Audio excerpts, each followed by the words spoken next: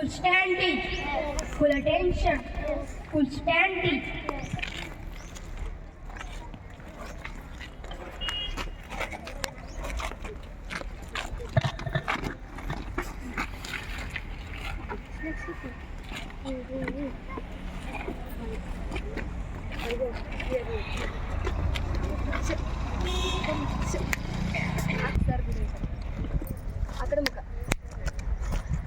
ಎಲ್ಲರಿಗೂ ಶುಭೋದಯ. ನನ್ನ ಹೆಸರು ವೈಭವ್. ನಾನು 5ನೇ ತರಗತಿಯಿಂದ.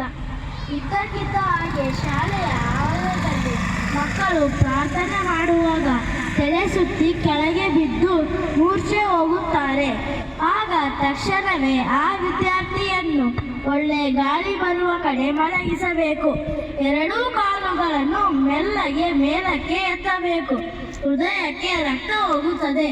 ಎಚ್ಚರವಾದ ನಂತರ ನೀರಿನಿಂದ ಮುಖವನ್ನು ಒರೆಸಿ ನೀರನ್ನು ಕುಡಿಸಿ ಸುಧಾರಿಸಿಕೊಳ್ಳಲು ಅವಕಾಶ ಕೊಡಬೇಕು.